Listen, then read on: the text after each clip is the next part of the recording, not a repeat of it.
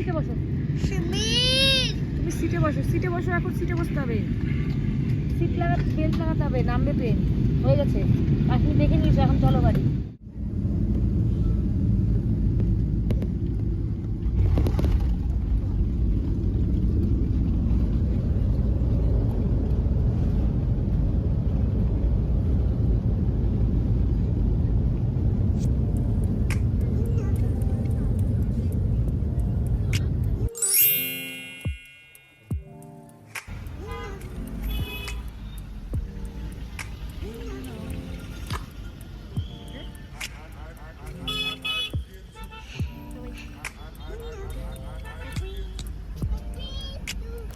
Hello hello বন্ধুরা, tales of উডবির একটা নতুন ভিডিওতে তোমাদের সবাইকে অনেক অনেক স্বাগত।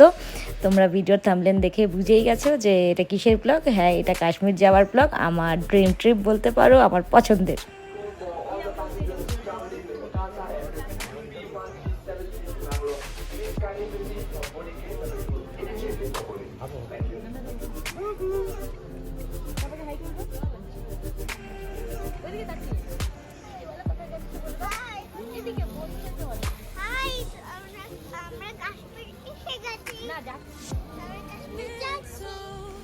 এটা উর্বির ফার্স্ট প্লেন জার্নি ছিল, তো আমি ভেবেছিলাম ও ভীষণ ডিস্টার্ব করবে, যার জন্য কিছু খেলনা নিয়ে গেছিলাম। তো ওগুলো নিয়েও খেলছিল। আর ওর বাবাকে দেখো, মানে সবাই খুশি, সবাই খুশি। আর আমার তো দাঁত তখনও বন্ধ হচ্ছিল না, আর এখন ভয়েস ওভারের সময়ও বন্ধ হচ্ছে না। তুমি বাবা নাচোস খেয়েছো, তাই জন্য বাবা কিন্তু তোমার কাপ নুডলস খাবে, ঠিক আছে? হোয়াট? তুমি যে বাবার নাচোস খেয়ে ফিনিশ করলা, এই চিল্লাবে না, চিল্লাবে না, দিবে দিবে, বাবা দেখছি গরম না ঠান্ডা।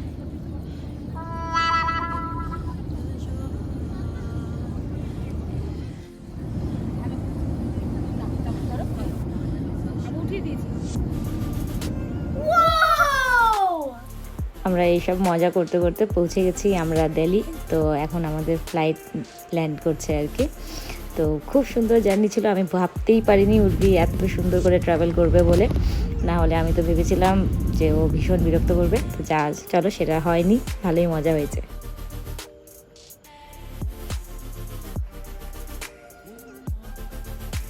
চল রে, ফাঁকা হয়ে গেছে। থাম থাম।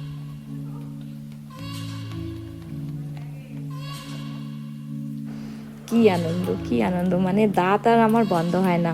এরপর থেকে গত 7-8 দিন আমার দাঁত আর বন্ধ হয়নি। আমি শুধু স্মাইলই ছিল আমার, মানে আমি এত খুশি ছিলাম। আমার ভীষণ ইচ্ছা ছিল কাশ্মীর যাওয়ার, ভীষণ। আর সেটা আমার স্বপ্ন সত্যি হয়েছে আর কি, স্বপ্নই বলতে পারো। ওটা আমার ড্রিম, মানে কি বলবো, আর খুব পছন্দের জায়গা। তো যাই হোক, এটা হচ্ছে দিল্লি এয়ারপোর্ট। তো আমরা এখানে নামছি, নেমে সেদিন এখানে হোলি ছিল, তো হোলির জন্য খুব সুন্দর ডেকোরেশন করা ছিল এয়ারপোর্টে।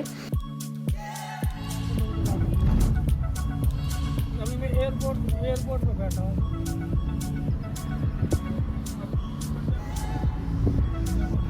দিল্লি পৌঁছেই আমরা ডাইরেক্ট চলে গেছিলাম দিল্লির রোহিলা স্টেশন, কারণ সেখান থেকেই আমাদের রাতে জম্মু ট্রেন ছিল।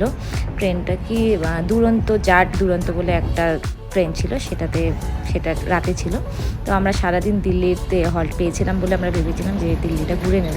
তো আমরা স্টেশনে গিয়ে নিজেদের লাগেজ রেখে লকরুমে, তারপর সেখান থেকে এক জায়গায় গেছিলাম লাঞ্চে। স্যান্টোস বলে দিল্লির একটা রেস্টুরেন্ট ছিল, তো সেখানে আমরা দুপুরে লাঞ্চ করে তারপর সেখান থেকে আমরা দিল্লি ঘুরেছিলাম আর কি। দিল্লি ঘোরার পর তারপর রাতে আবার রোহিলা স্টেশনে ব্যাক করেছি, করে তারপর সেখান থেকে ট্রেন ধরে আমরা পরের দিন সকালবেলা জম্মু পৌঁছেছিলাম। মাম্মি একবার এদিকে তাকাও।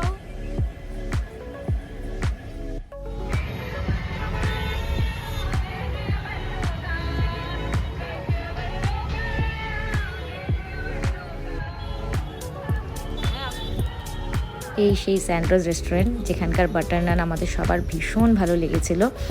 আমরা তো জানি না দিল্লিতে ভালো রেস্টুরেন্ট কী আছে না আছে, তবে গুগল সার্চ করে আমরা এটা ভালো দেখেছিলাম বলে গিয়েছিলাম। আর এখানকার খাবার যারা খেয়েছো বা যারা জানো, প্লিজ একটু জানিও তো কেমন। আমার ভীষণ ভালো লেগেছিলো। আর এই যে সকাল সকাল আমরা পৌঁছে গেছি জম্মু। আর এখন এখান থেকে আমরা যাব হচ্ছে জম্মু এয়ারপোর্ট, সেখান থেকে আমাদের শ্রীনগর অব্দি ফ্লাইট ছিল। তো চলো আরও দেখতে থাকো তোমরা, ভীষণ ভীষণ ভীষণ ভালো লাগবে তোমাদের। পাপা নিবে? ও আমি নেবো না?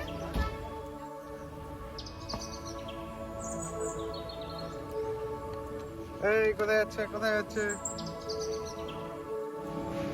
আমরা অনেক সকাল সকাল জম্মু পৌঁছে গেছিলাম, তো আমরা এয়ারপোর্টে এসে সেখানে একটু ফ্রেশ হয়ে ব্রেকফাস্ট করে এখানে ওয়েট করছিলাম।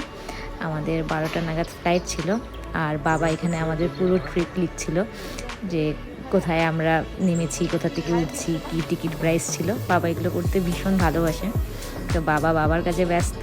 দেখো আমাদের বোর্ডিং পাস দিয়ে দিয়েছে আর ফ্লাইট দাঁড়িয়ে আছে, এখন আমি যাচ্ছি। আর এখানকার ভিউ যা পেয়েছিলাম অসাধারণ যা ভিউ এখান থেকে আমি দেখতে পেয়েছিলাম, মানে আমরা সবাই পুরো প্লেনে সবাই মানে একটা চিৎকার চেঁচামেচির মতো আর কি, বরফে পুরো সাদা হয়েছিল আর সবার আনন্দের কোনো শেষ ছিল না। তবে ফ্লাইট অনেকটা ফাঁকা ছিল, খুব একটা মানুষ এখানে হয়তো ফ্লাইটে ট্রাভেল করে না, কারণ ছোটো গাড়ি এগুলো ট্রাভেল করা যায়, ওটা 6-7 ঘন্টার মতো সময় লাগে।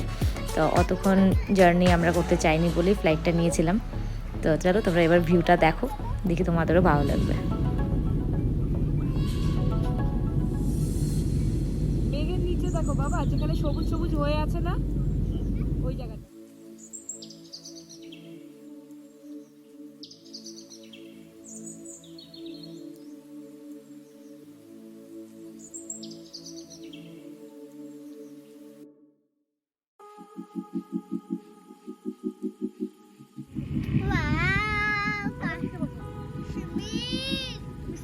সিটে বসো, এখন সিটে বসতে হবে।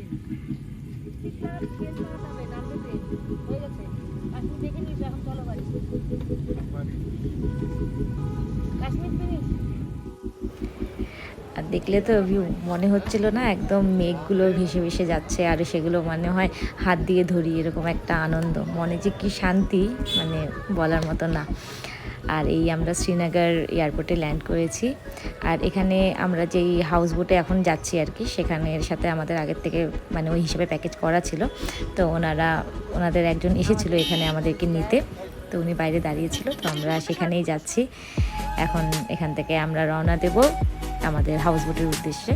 তো তোমরা এখানকার রাস্তার ভিউ দেখো, মানে কোনো দিক থেকেই তোমরা চোখ সারাতে পারবে না। যারা কাশ্মীর গিয়েছো তারা তো জানোই, আর যারা যেতে চাও তারা একবার যদি যাও সত্যি প্রেমে পড়ে যাবে। তোমরা চোখ ওখান থেকে সরাতেই পারবে না, তোমরা কোন জায়গা দেখবে আর কোথায় দেখবে তাকাবে না সেটা নিয়ে নিজেরাই কনফিউজ থাকবে। মানে প্রত্যেকটা জিনিস সুন্দর, মানে আমার জন্য তো মানে ধারণার বাইরে। আমি তো সারাক্ষণ রাস্তায় দেখে গেছি, এত সুন্দর, আমার এত ভালো লেগেছে।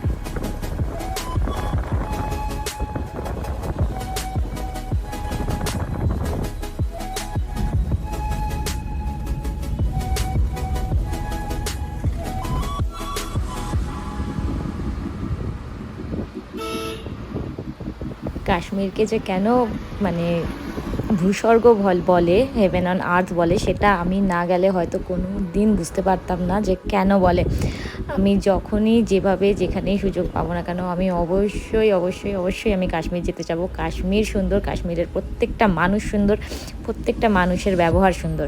হ্যাঁ, তোমরা সবাই খুব সাবধানে থাকবে, ওখানে ফ্রড স্ক্যাম প্রচুর হয়। তো তাছাড়া ওখানকার মানুষ, ওখানকার লোকজন, ওখানকার পরিবেশ, ওখানকার ব্যবহার সব ভালো, সব।